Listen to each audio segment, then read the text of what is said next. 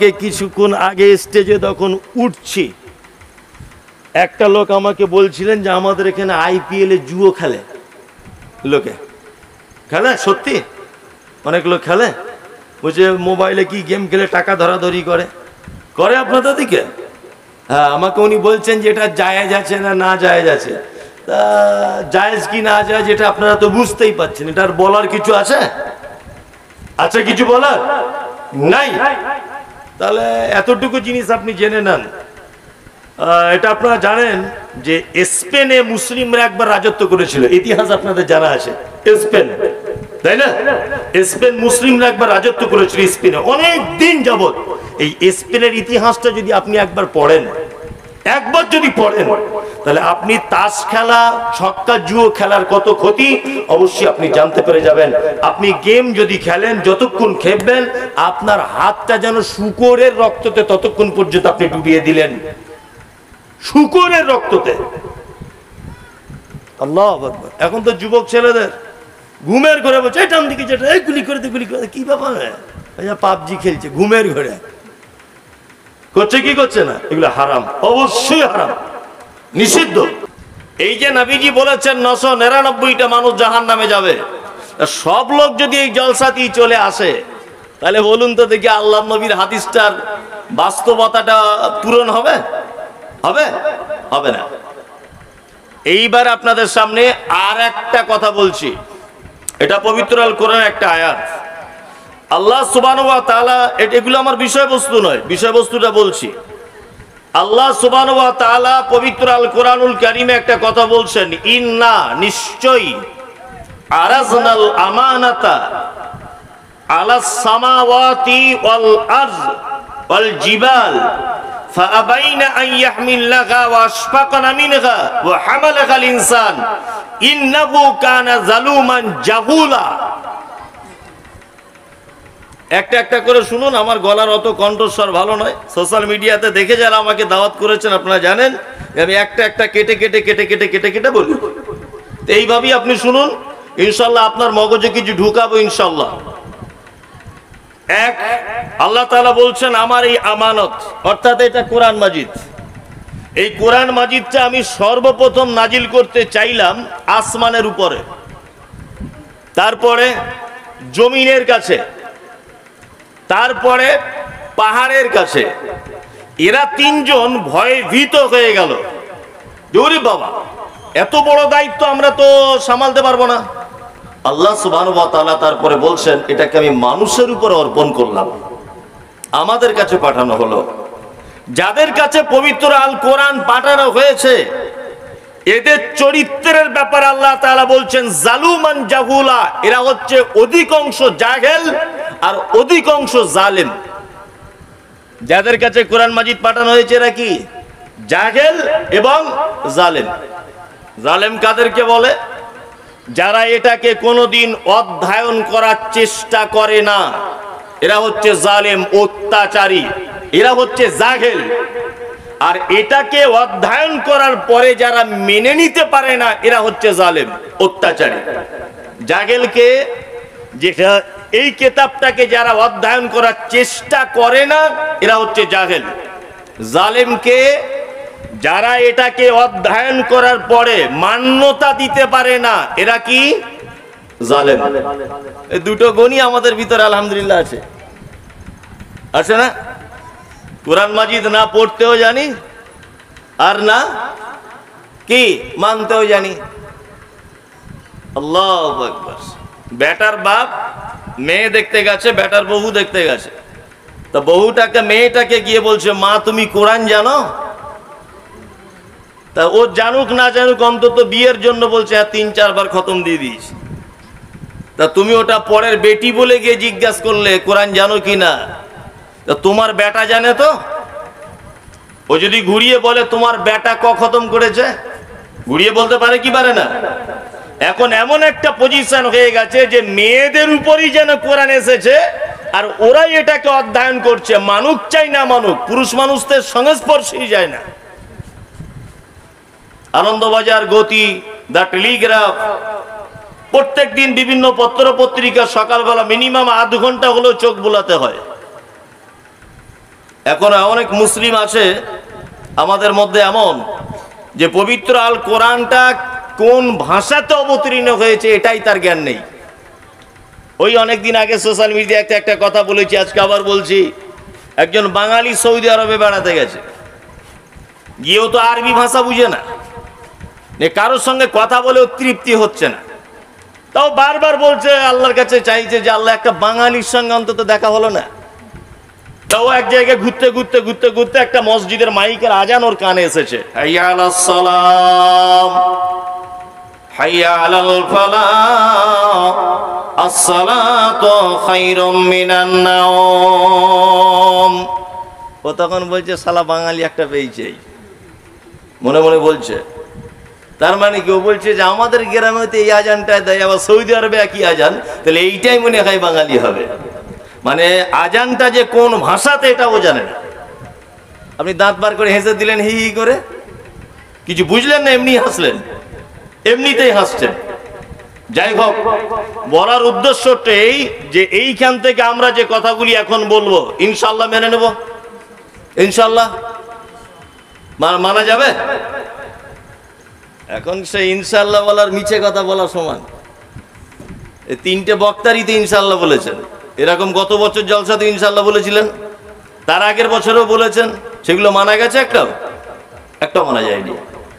যাই হোক, আমি পবিত্র আল কোরআনের যে আয়াতগুলি একটা একটা করে পেশ করেছি, কারি সাহেব ছাড়া আর আলেম ছাড়া এগুলো কেউ বুঝতে নাও পারে যে আমি কি বিষয় আলোচনা করব। আমি একটা মানুষের পরিচিতি আপনাদের সামনে ঘটাবো। তিনি হচ্ছেন মুহাম্মদ সাল্লাল্লাহু আলাইহি ওয়াসাল্লামের পরিচিতি আপনাদের সামনে তুলে ধরব। যদি বলছেন সুদূর 24 পরগনা থেকে এসে এই লোকটার ব্যাপারে কথা বলতে হবে, এই মানুষটার ব্যাপারে, আরে আমি যে তথ্যগুলো আপনার সামনে পেশ করব, আপনি তথ্যগুলো একটা একটা একটা একটা করে শুনতে থাকুন। তারপরে শেষে গিয়ে আপনি আমাকে বলবেন যে আপনি যে আলোচনা করেছেন আমাদের মাথায় কিছু ঢুকলো না। শেষ পর্যায়ে গিয়ে বলবেন, তার আগে নয়। এটা আমরা জানি যে আল্লাহ সুবহানাহু ওয়া তাআলা পৃথিবীতে আমাদেরকে এমনিতে ছেড়ে দেননি। ছেড়ে দিয়েছেন? দেননি। দেখুন, আপনি যদি বাজার থেকে একটা ফ্রিজ যদি কেনেন, ফ্রিজটার দাম 15,000 টাকা, খুব বেশি যদি হয় 30,000, তারও বেশি হলে 40,000, তারও বেশি হলে 50,000 টাকার একটা ফ্রিজ কিনেছেন। ফ্রিজটা বাড়িয়ে নিয়ে আসবেন, খুলে দেখবেন তার ভিতরে একটা বই আছে, থাকে না? আছে। বইটার ভিতরে ইংরেজিতে লেখা আছে আপনি কিভাবে ফ্রিজটা চালাবেন। ডিপ ফ্রিজে ডিপের ভিতরে যদি বরফ জমে যায়, কোন সুইচটা টিপলে বরফটা পিছন দিক দিয়ে গলে পানি হয়ে আবার বার হয়ে যাবে, এটা আপনাকে বইয়ে লেখা আছে। এটা লেখা আছে যে 1 বছর যাবত ফ্রিজটা যদি অন করা থাকে কত ইউনিট কারেন্ট পুড়বে সেটাও লেখা আছে। কেমন ভোল্টেজ থাকলে আপনি ফ্রিজটা চালাবেন এটাও লেখা আছে। সমস্ত কিছু, তার ওয়ারেন্টি, তার গ্যারান্টি, তার সমস্ত এ টু জেড পার্টসের সমস্ত ফাংশন তাতে লেখা আছে, যাকে একদম ভাবে বলা হয় ক্যাটালগ। থাকে কি থাকে না? থাকে। একটা সুইচওয়ালা মোবাইল কিনবেন, তার ভিতরে দেখবেন একটা বই মতো ভরা থাকে, থাকে না? ক্যাটালগ। তাহলে সামান্য 1200 টাকার একটা মোবাইল কিনলে যদি সেটাকে কিভাবে পরিচালনা করতে হয়, এর যদি একটা ক্যাটালগ ব্যবহার করে কোম্পানি নিজে, শুধু ক্যাটালগ ব্যবহার করে না। আপনি বড় বড় মলে যাবেন, শপিং মলে, বহরমপুরে যান, দেখবেন আপনি স্যামসাং এর একটা মোবাইল নেবেন, সেই স্যামসাং কোম্পানি সেই ডিপার্টমেন্টে একজন মহিলা হোক পুরুষকে নিয়োগ করে রেখেছে যে আমার মোবাইলের কত ভালো গুণ আছে কাস্টমারকে তুমি বলো। করে কি করে না? বলবেন স্যার আমাদেরটা নেন, এই কোম্পানির উপর আর ব্যাটারি ভালো কারণেই, এর থেকে ক্যামেরা ভালো কারণেই, এটা বলে কি বলে না? বলে। ক্যাটালগ দেয় আবার লোকরাকে বোঝানোর জন্য, তাই না?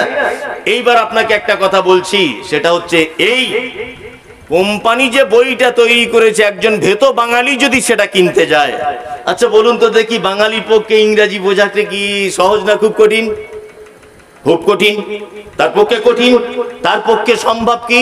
ওই যে মেয়েটা দাঁড়িয়ে আছে, ওই যে ছেলেটা দাঁড়িয়ে আছে, ওকে বুঝিয়ে বুঝিয়ে বলবে। তাই তো?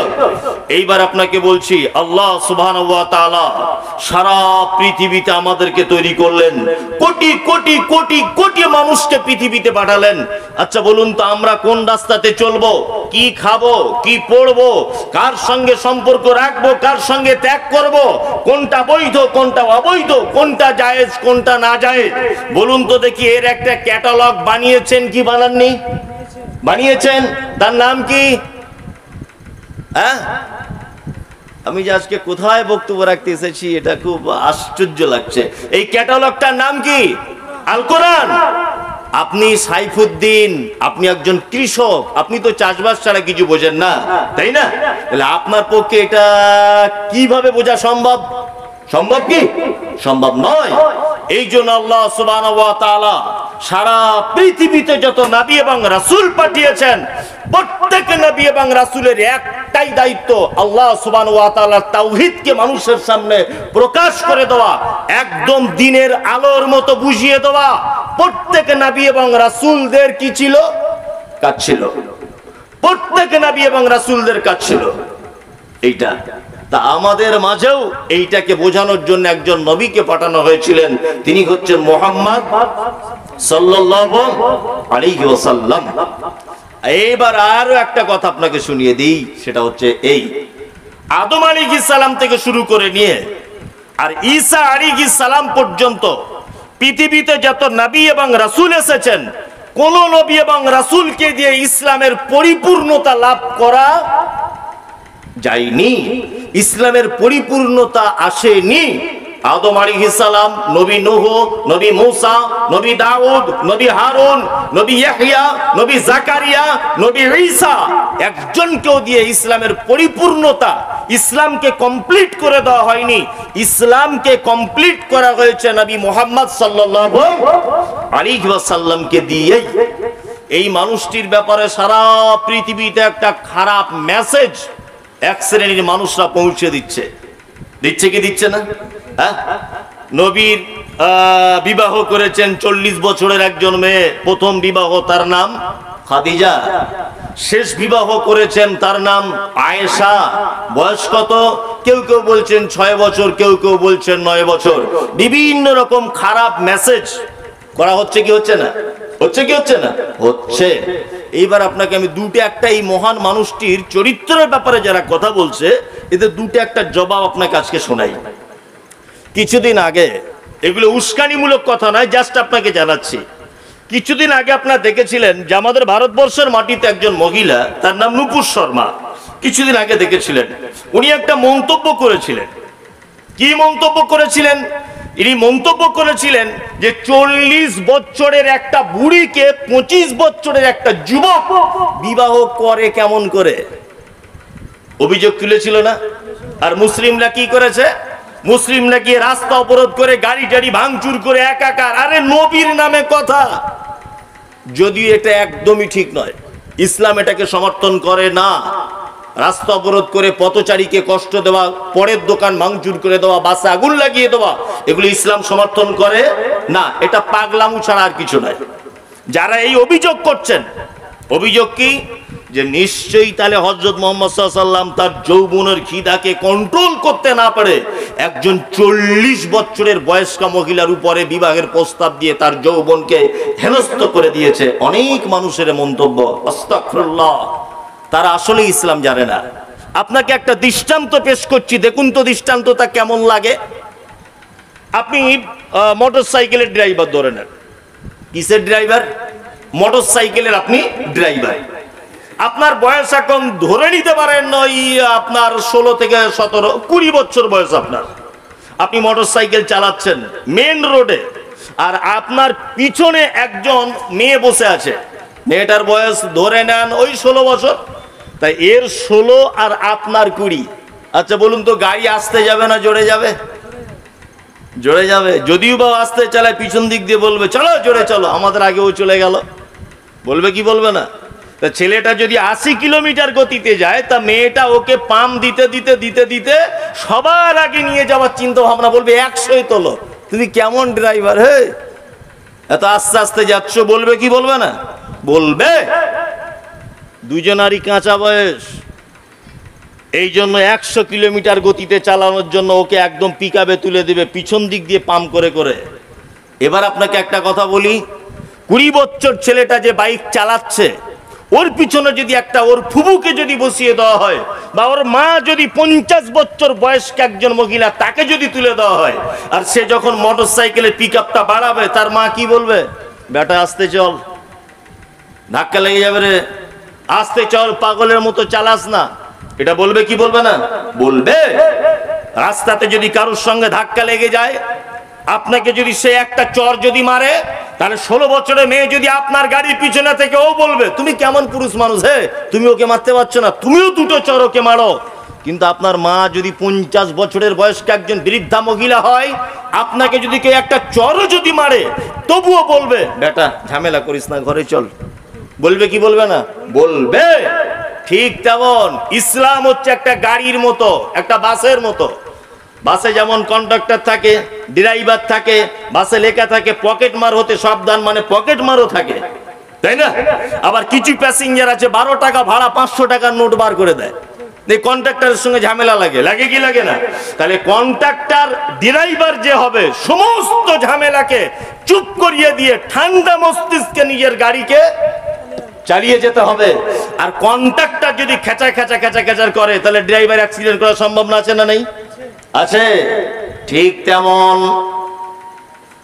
আমার আল্লাহ জানে ইসলাম এমন একটি গাড়ির মতো, এর ভিতরে আছে মাতাল, এর ভিতরে সুদখোর, এর ভিতরে ব্যভিচারকারী, এর ভিতরে আছে সমস্ত রকমের বদমাইশ, ভালো ইমানদার, মুনাফিক, মুশরিক, সবাই এর ভিতরে রয়েছে। আর আমি এই যুবক ছেলেটাকে নবুয়তের দায়িত্ব দিয়ে দিলাম।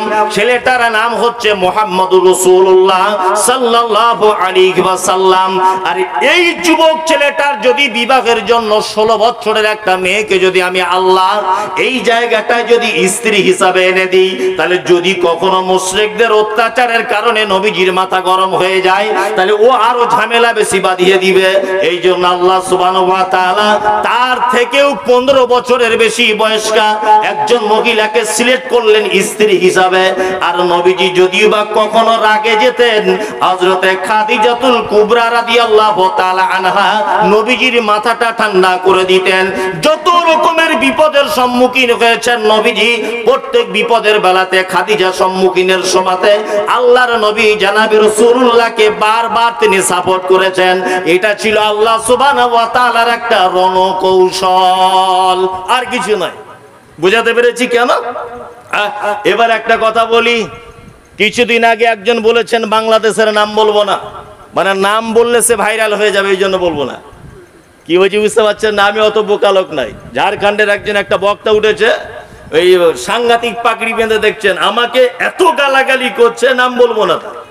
মানে ও আমার নাম দিয়ে ভাইরাল হতে চাইছে, আবার আমি যদি ওর নাম বলে দিই তাহলে ও ভাইরাল হয়ে যাবে। জন্য আমি নাম বলবো না, আপনি বুঝে নেন শুধু একবার। ঝাড়খণ্ডে বাড়ি, মুর্শিদাবাদে খুব বেশি বেশি প্রোগ্রাম করছে। ওর টুপির সাইজ দেখলে, পাগড়ির সাইজ দেখলে বুঝতে পেরে যাবেন ও কোন দলের লোক, ভালো করে বুঝবেন। এইরকম অসংখ্য মানুষকে দেখতে পাওয়া যায়। নবীজির এই ব্যাপারটাকে নিয়ে এমন করে মানুষকে বুঝিয়ে দিচ্ছে যে মানুষের ব্রেনের ভিতরে আল্লাহ নবী সাল্লাল্লাহু আলাইহি ওয়াসাল্লামের ব্যাপারে একটা ভ্রান্ত ধারণা ঢুকিয়ে দেওয়া হচ্ছে। আল্লাহু আকবার। আচ্ছা বলুন তো দেখি, আমার বয়স এখন 30 বছর বা 32 বছর ধরে নেন, বোঝানোর জন্য বলছি, আমার বয়স এখন 30। আচ্ছা, আমার স্মৃতিশক্তি যতটা তেজ আছে, কারি জাকিউদ্দিন সাহেবের স্মৃতিশক্তি এত তেজ থাকবে? হ্যাঁ, থাকবে না। আমি আজকে একটা কথা মনে রাখতে পারবো, এখন 20 বছর উনি পারবেন না। উনি পারবেন না। ওনার স্মৃতিশক্তি আস্তে আস্তে লোপ পাচ্ছে। পাচ্ছে কি পাচ্ছে না? পাচ্ছে। তার মানে বয়স্ক লোক, বয়স্কা মহিলা বেশিক্ষণ কোন জিনিস মনে রাখতে পারে না। আল্লাহ নবী সাল্লাল্লাহু আলাইহি ওয়াসাল্লামের বয়স তখন 54 বছর। কত? 54 বছর। 54 বছর বয়সে বিবাহ করছেন 6 থেকে 9 বছর বয়স্ক একজন মহিলা, তার নাম আয়েশা রাদিয়াল্লাহু তাআলা আনহা, আবু বকরের বেটি বিবাহ করলেন। কারণ আল্লাহ নবী সাল্লাল্লাহু আলাইহি ওয়াসাল্লাম 63 বছর বয়সে মারা গেলেন। কত বছরে? 63। তার মানে বোঝা গেল 54 মানে এইদিকে 6 আর ওইদিকে 3, তাই তো? তার মানে আয়েশা আল্লাহর নবীর সঙ্গে ছিলেন কত বছর? 9 বছর। ওই জন্য হাদিসের পৃষ্ঠার যদি আপনি একটা করে যদি খোলেন, প্রত্যেক পৃষ্ঠারে 2 জন রাবীর বর্ণনা পাবেন। এক আনাবি হুরাইরাতা, আর একটা পাবেন আনা আয়েশা রাদিয়াল্লাহু তাআলা আনহা, আনা আয়েশা রাদিয়াল্লাহু তাআলা আনহা। সব জায়গাতে সব পৃষ্ঠারে আয়েশা হাদিস বর্ণনা করেছেন সবথেকে বেশি। কারণ কি? স্ত্রীর সঙ্গে একবার মিলন করার পরে দ্বিতীয়বার মিলন করতে গেলে পদ্ধতি কি জানা আছে? ওর ওইসব জেনে লাভ নাই। ওসব বইয়ের কাছে থাকতে হয়, থাকে, ওসব ও কিছু বুঝে না। বুঝেন আপনি? এই স্ত্রী মিলন এগুলো লজ্জার বিষয় নয়, জাস্ট বোঝানোর জন্য। একবার যদি আপনি স্ত্রীর সঙ্গে শারীরিক সম্পর্ক করেন, আবার আপনার দ্বিতীয়বার শারীরিক সম্পর্ক করার ইচ্ছা জেগেছে মনে, বলুন তো মাঝখানে কি করা লাগে? জানা নেই, জেনে নেন। অজু করা লাগে। এই যে বিজ্ঞানীদের অনেক তথ্য আছে, অজু করলে এনার্জি বাড়ে। অজু করলে কি হয়? এনার্জি বাড়ে। তাহলে দ্বিতীয়বার স্ত্রী মিলন করতে গেলে আপনাকে মাঝখানে কি করতে হয়? অজু করতে হয়। আল্লাহ নবী সাল্লাল্লাহু আলাইহি ওয়াসাল্লাম 63 বছর বয়সে পৃথিবী থেকে চলে গেলেন। স্ত্রীদের হায়েজ হলে স্ত্রীদের সঙ্গে মিলন করা ইসলামে বৈধ নেই, তাই না? কিন্তু বিকল্প রাস্তা একটা আছে, ওটা আমি আর বলছি না, ওটা পার্সোনাল ভাবে জেনে নেবেন, কারি সাহেব জানেন। বিকল্প একটা রাস্তা আছে। আচ্ছা বলুন তো, আল্লাহ নবী তো 63 বছর বয়সে চলে গেলেন, আমি অজুর কটা সুন্নত এটা নাই নবীর কাছে জানতে পারলাম। আপনার ওই ভাত খেতে হবে, কেমন করে বসতে হবে এটা নাই নবীজির কাছ থেকে ডাইরেক্ট জ্ঞান নিতে পারলাম। কিন্তু 63 বছর বয়সে যখন চলে গেলেন, আম্মা জান আয়েশা রাদিয়াল্লাহু তাআলা আনহার সাথে আল্লাহ নবী 4 দেওয়ালের মাঝখানের ভিতরে যে ঘটনা, গোপন বিষয়গুলো ঘটেছে, এইগুলো একদম দিনের আলোর মতো প্রকাশ করে দিয়েছেন কে? আয়েশা রাদিয়াল্লাহু তাআলা আনহা। স্মৃতিশক্তি প্রখর একজন মহিলা, বিদুষী মহিলা, একজন হাদিসের মুহাদ্দিসা মহিলা। এই মহিলাটা যদি বয়স্ক মহিলা হতেন, স্মৃতি থেকে মুছে যেত কি যেত না? আল্লাহ নবী কখন কোন টাইমে কি করেছিলেন এটা মনে থাকতো না। কিন্তু আয়েশার সব মনে থাকা সম্ভব। সম্ভব কি সম্ভব নয়? সম্ভব।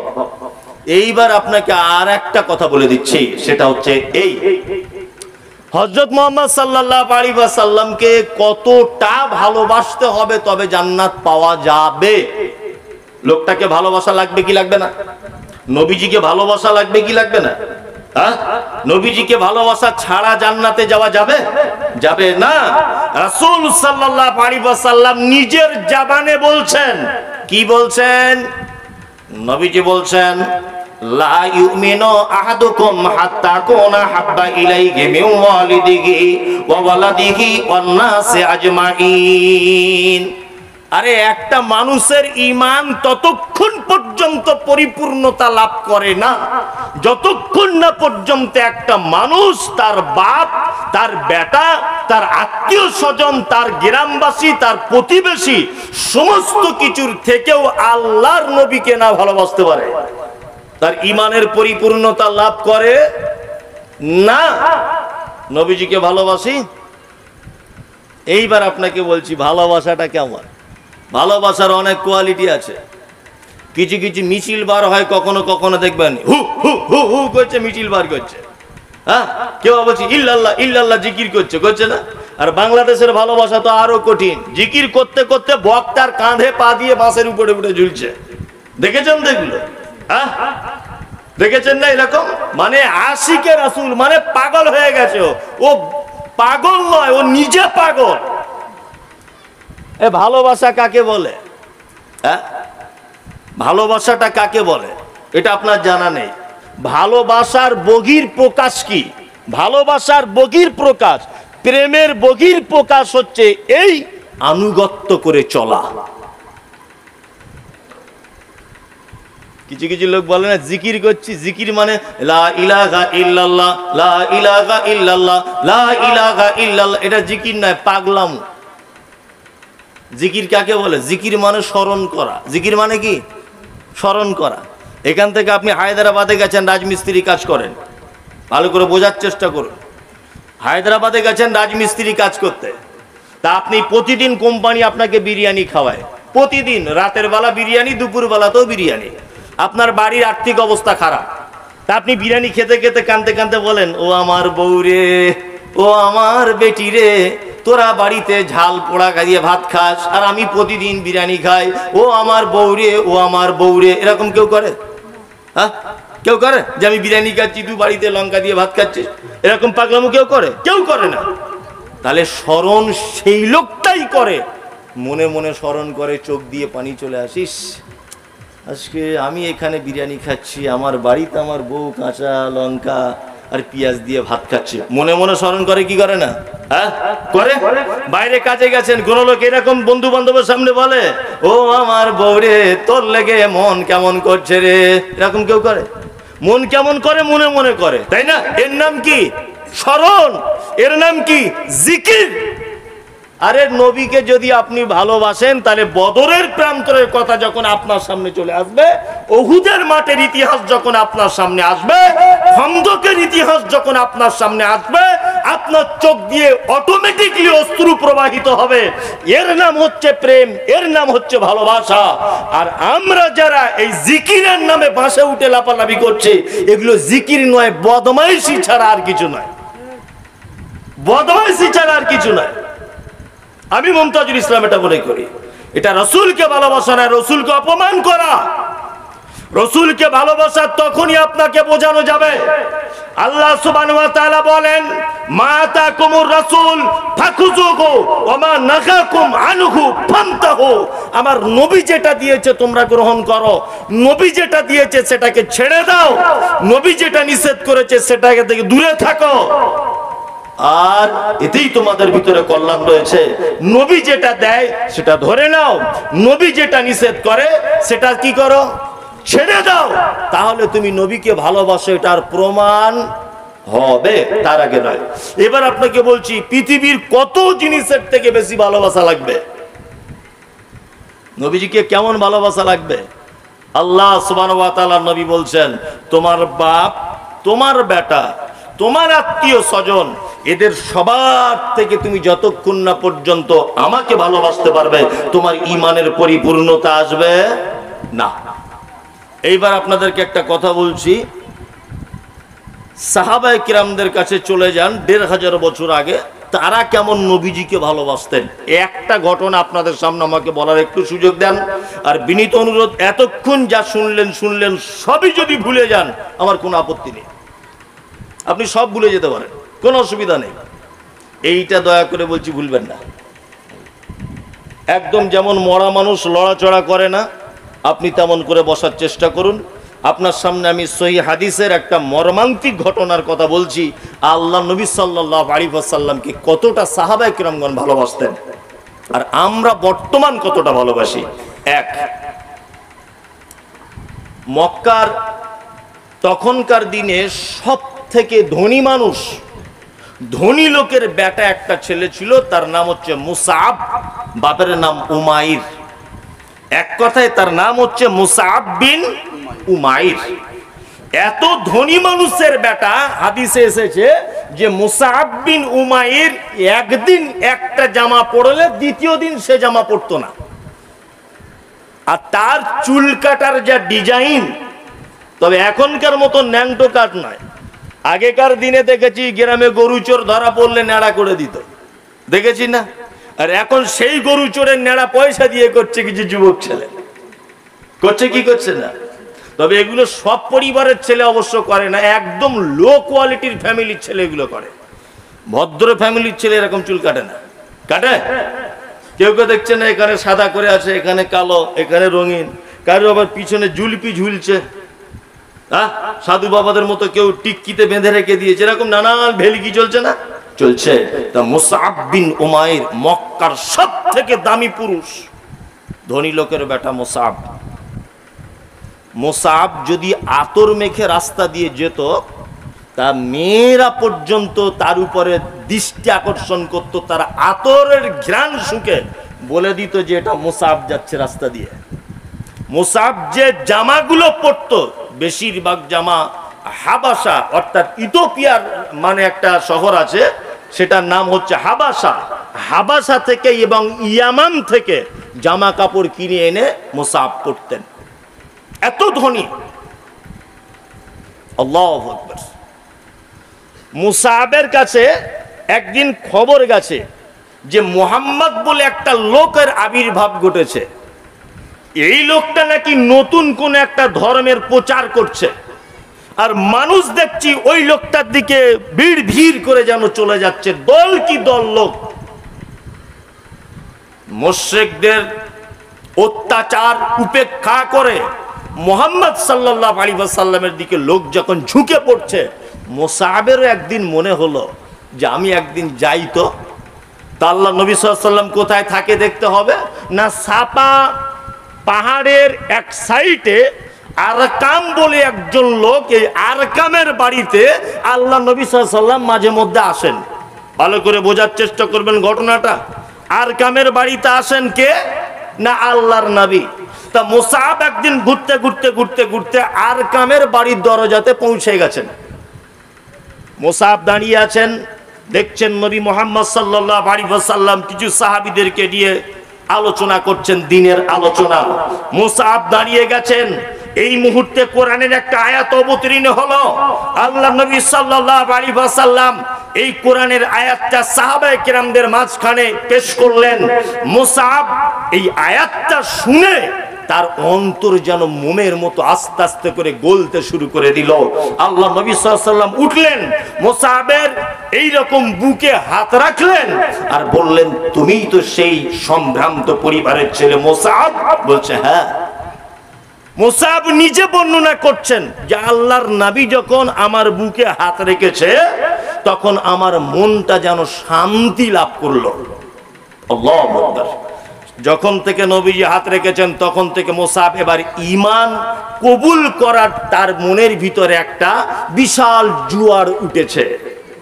সেইখানে দাঁড়িয়েই কিছুক্ষণের মধ্যে কলমা পড়ে ইসলাম কবুল করলেন। আল্লাহ নবী সাল্লাল্লাহু আলাইহি ওয়াসাল্লাম মুসাবকে ডেকে বলছেন, মুসাব তুমি কি ইসলাম কবুল করেছো? এই কথাটা এই মুহূর্তে আর কাউকে বলো না, তাহলে আরকামের বাড়িতে আমরা যে ইসলামের কাজটা করছি এটা আর করতে সম্ভব হবে না। মুসাব তুমি বাড়ি চলে যাও, এই ব্যাপারটা গোপন রাখো। মুসাব এই যে আরকামের বাড়িতে মাঝে সাঝে আসে, এইটা উসমান ইবনে তালহা এর সঙ্গে একদিন দেখা। উসমান ইবনে তালহা আরো কিছু লোককে ঘটনাটা বলেছে। মুসাব একদিন হঠাৎ করে মসজিদের ভিতরে নামাজ পড়তে ঢুকেছে। মুসাবের মা হচ্ছে ভীষণ রাগিনী একজন মহিলা, খুব রাগ। মুসাব বাড়িতে গেলেন, মুসাবের মা ডেকে বলছে, মুসাব তুমি কি মুহাম্মদ এই লোকটার কাছে গিয়েছিলে? বলছে হ্যাঁ গিয়েছিলাম। গিয়ে কেমন বুঝলে? না আমি ইসলাম কবুল করে নিয়েছি। মুসাবের মা মুসাবকে মারতে শুরু করে দিল। এক পর্যায়ে তাকে তালাবন্দি করে ঘরের ভিতরে রেখে দিল। মুসাব সুযোগ পেয়ে গেল কোনো একদিন তালা ভেঙে বাড়ি থেকে বার হয়ে হাবাসাতে হিজরত করলেন। হাবাসাতে কিছুদিন কাটানোর পরে মনে মনে ভাবছেন, যে মানুষটির জন্য আমি আজকে বাড়ি ত্যাগ করেছি সেই মানুষটি আজকে মক্কায় পড়ে আছে, আর আমি হাবাসায় থাকবো, এটা কেমন করে হতে পারে না, আমি চলে আসি মক্কাতে। মুসাব আবার রিটার্ন করলেন মক্কাতে। মক্কাতে রিটার্ন করার পরে আল্লাহ নবী সাল্লাল্লাহু আলাইহি ওয়াসাল্লামের সঙ্গে দেখা। মুসাবের মা আবার তাকে তালাবন্দি করার জন্য চেষ্টা চালাচ্ছেন। মুসাব তখন আল্লাহর নামের কসম দিয়ে বলছেন, মা আল্লাহর নামের কসম দিয়ে আমি বলছি, তোমাকে যে সহযোগিতা করবে এবং আমাকে তালাবন্ধ করার জন্য যে সহযোগিতা করবে, তুমি হও বা যেই হোক, আমি তাকে আজকে হত্যা করব, তবে এখান থেকে যাব, তার আগে যাব না। মুসাবের মা দেখছে তা তো কঠিন ব্যাপার, বেটা একদম প্রতিজ্ঞাবদ্ধ, আমার বেটা খুব রাগী, মনে হয় তাহলে হত্যা করে দিতে পারে। মুসাব তার বাড়ি থেকে জামা কাপড় গুটিয়ে আল্লাহর নবী মুহাম্মদ সাল্লাল্লাহু আলাইহি ওয়াসাল্লামের কাছে চলে গেলেন। হযরত মুহাম্মদ সাল্লাল্লাহু আলাইহি ওয়াসাল্লাম সাহাবীদেরকে নিয়ে বসা, মুসআব বসে আছেন। আল্লাহর নবী সাল্লাল্লাহু আলাইহি ওয়াসাল্লাম মুসআবের দিকে তাকিয়ে সাহাবায়ে কেরামদেরকে বলছেন, এটা কি সেই মুসআব যে মুসআবের আতরের ঘ্রাণের মহিলারা পর্যন্ত আকৃষ্ট হতো, যে মুসআবের চুলের জুলপি দেখে মদিনার মক্কার মানুষেরা চিনতে পেরে যেত, যে মুসআব ইয়ামান থেকে জামা কাপড় কিনে এনে নিজে পরিধান করত, যে মুসআব একবার যে জামা পরলে দ্বিতীয়বার সেই জামা পরতো না? আমি কি এখন সেই মুসআবকে দেখছি না এটা অন্য কোন মুসআব? মুসআব তখন বলছেন, আল্লাহর নবী আপনি সেই মুসআব কি দেখছেন, অন্য কেউ নয়। ঈমান আনার কারণে তার দামি জামা কাপড় আজকে ময়লা জামা কাপড়ে